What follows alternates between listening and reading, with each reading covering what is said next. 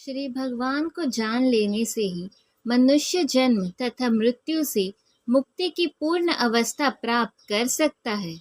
इस सिद्धि को प्राप्त करने का कोई अन्य विकल्प नहीं है। इसका कोई विकल्प नहीं है का अर्थ यही है कि जो श्री कृष्ण को श्री भगवान के रूप में नहीं मानता, वह अवश्य ही तमोगुणी है और मधुपात्र को केवल बाहर से चाट कर या भगवत गीता की विद्वत्तापूर्ण संसारी विवेचना करके मोक्ष प्राप्त नहीं कर सकता। ऐसे शुष्क दार्शनिक भौतिक जगत में महत्वपूर्ण भूमिका निभाने वाले हो सकते हैं, किंतु वे मुक्ति के अधिकारी नहीं होते। ऐसे अभिमानी संसारी विद्वानों को भगवत भक्त की अहेतु की कृपा की प्रतीक्षा करनी पड़ती है। अतः मनुष्य को चाहिए कि श्रद्धा तथा ज्ञान के साथ कृष्ण भावनामृत का अनुशीलन करे और सिद्धि प्राप्त करने का यही उपाय है। आसक्ति, भय तथा क्रोध से मुक्त होकर मुझ में पूर्णतया तन्मय होकर और मेरी शरण में आकर बहुत से व्यक्ति भूतकाल में मेरे ज्ञान से पवित्र हो चुके हैं। इस प्रकार से उन सबों ने मेरे प्रति दिव्य प्रेम को प्राप्त किया है। तात्पर्य: जैसा कि पहले कहा जा चुका है, विषयों में आसक्त व्यक्ति के लिए परम सत्य के स्वरूप को समझ पाना अत्यंत कठिन है। सामान्यतया जो लोग देहात्म बुद्धि में आसक्त होते हैं, वे भौतिकतावाद में इतने लीन रहते हैं कि उनके लिए यह समझ पाना असंभव सा है कि परमात्मा व्यक्ति भी हो सकता है। ऐसे भौतिकतावादी व्यक्ति इसकी कल्पना तक नहीं कर पाते कि ऐसा भी दिव्य शरीर है जो नित्य तथा सच्चिदानंदमय होता है। अतः जब लोगों को भगवान के साकार रूप के विषय में बताया जाता है, तो उनके मन में शरीर की यही धारणा बनी रहती है। ऐसे भौतिकतावादी पुरुषों के लिए विराट भौतिक जगत का स्वरूप ही परम तत्व है। फलस्वरूप वे परमेश्वर को निराकार मानते हैं और भौतिकता में इतने तल्लीन रहते हैं कि भौतिक पदार्थ से मुक्ति के बाद भी वह अपना बनाए रखने के विचार से डरते हैं।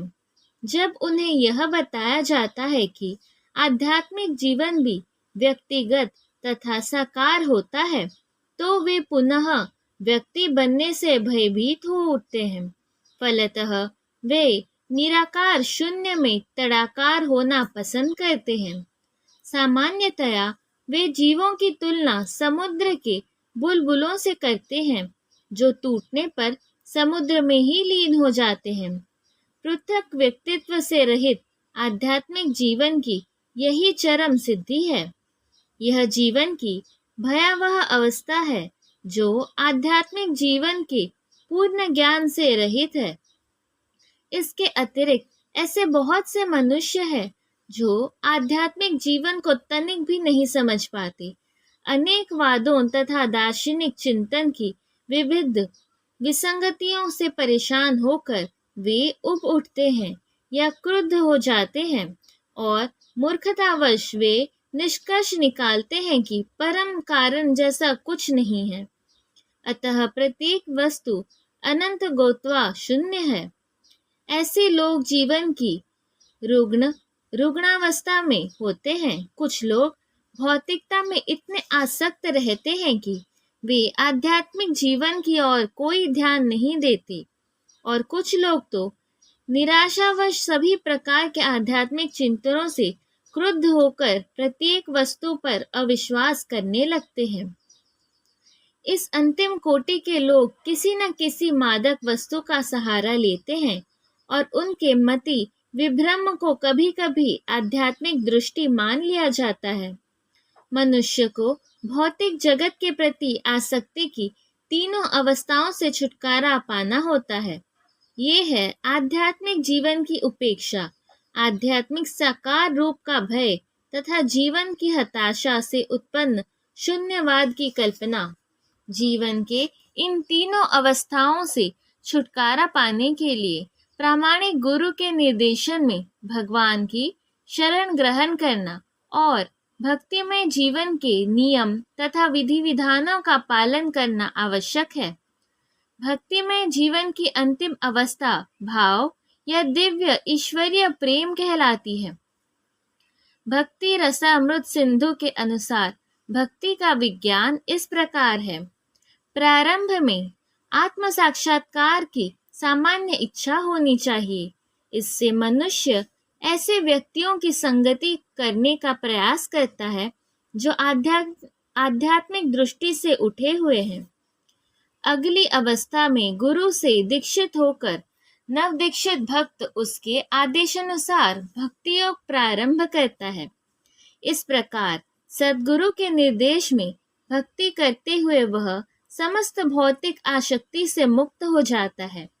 उसके आत्म साक्षात्कार में स्थिरता आती है और वह श्री भगवान कृष्ण के विषय में श्रवण करने के लिए रुचि विकसित करता है। इस रुचि से आगे चलकर कृष्ण भावनामृत में आसक्ति उत्पन्न होती है, जो भाव में अथवा भगवत प्रेम के प्रथम सोपान में परिपक्व होती है। ईश्वर के प्रति प्रेम ही जीवन की सार्थकता है। प्रेम अवस्था में भक्त भगवान की दिव्य प्रेमा भक्ति में निरंतर लीन रहता है। अतः भक्ति की मंद विधि से प्रामाणिक गुरु के निर्देश में सर्वोच्च अवस्था प्राप्त की जा सकती है और समस्त भौतिक आसक्ति, व्यक्तिगत आध्यात्मिक स्वरूप के भय तथा शून्यवाद से उत्पन्न हताशा से मुक्त हुआ जा सकता है। तभी मनुष्य को अंत में भगवान के धाम की प्राप्ति हो सकती है। जिस भाव से सारे लोग मेरी शरण ग्रहण करते हैं, उसी के अनुरूप मैं उन्हें फल देता हूँ। हे पार्थ, प्रत्येक व्यक्ति सभी प्रकार से मेरे पथ का अनुगमन करता है। तात्पर्य: प्रत्येक व्यक्ति कृष्ण को उनके विभिन्न स्वरूपों में खोज रहा है। भगवान श्री कृष्ण को अंशतः उनके निर्विशेष ब्रह्म ज्योति तेज में तथा प्रत्येक वस्तु के कण कण में रहने वाले सर्वव्यापी परमात्मा के रूप में अनुभव किया जाता है। लेकिन कृष्ण का पूर्ण साक्षात्कार तो उनके शुद्ध भक्त ही कर पाते हैं। फलतः कृष्ण प्रत्येक व्यक्ति की अनुभूति के विषय है और इस तरह कोई भी और सभी अपनी अपनी इच्छा के अनुसार तुष्ट होते हैं। दिव्य जगत में भी कृष्ण अपने शुद्ध भक्तों के साथ दिव्य भाव से विनिमय करते हैं, जिस तरह की भक्त उन्हें चाहता है। कोई एक भक्त कृष्ण को परम स्वामी के रूप में चाह सकता है, दूसरा अपने सखा के रूप में, तीसरा अपने पुत्र के रूप में और चौथा अपने प्रेमी के रूप में। कृष्ण सभी भक्तों को समान रूप से उनके प्रेम की प्रगाढ़ता के अनुसार फल देते हैं। भौतिक जगत में भी ऐसी ही विनिमय की अनुभूतियां होती है और वे विभिन्न प्रकार के भक्तों के अनुसार भगवान द्वारा संभाव से विनिमय की जाती है। शुद्ध भक्त यहाँ पर और दिव्य धाम में भी कृष्ण का सानिध्य प्राप्त करते हैं और भगवान की साकार सेवा करते हैं। इस तरह वे उनके प्रेमा भक्ति का दिव्य आनंद प्राप्त करते हैं। किंतु जो निर्विशेषवादी है और जो जीवात्मा के अस्तित्व को मिटाकर आध्यात्मिक आत्मघात करना चाहते हैं, कृष्ण उनको भी अपने तेज में लीन करके उनकी सहायता करते हैं। ऐसे निर्विशेषवादी सच्चिदानंद भगवान को स्वीकार नहीं करते। फलतः वे अपने व्यक्तित्व को मिटाकर भगवान के दिव्य सगुण भक्ति के आनंद को प्राप्त नहीं करते। उनमें से कुछ जो निर्विशेष सत्ता में दृढ़तापूर्वक स्थित नहीं हो पाते, वे अपनी कार्य करने की सुप्त इच्छाओं को प्रदर्शित करने के लिए इस भौतिक क्षेत्र में वापस आते हैं।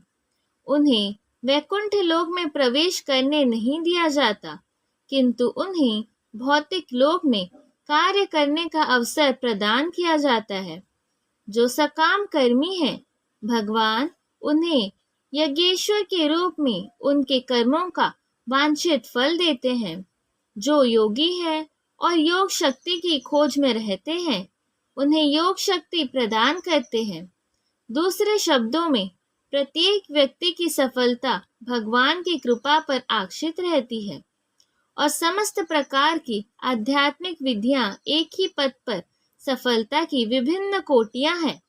अतः जब तक कोई कृष्ण भावनामृत की सर्वोच्च सिद्धि तक पहुंच नहीं जाता, तब तक सारे प्रयास अपूर्ण रहते हैं।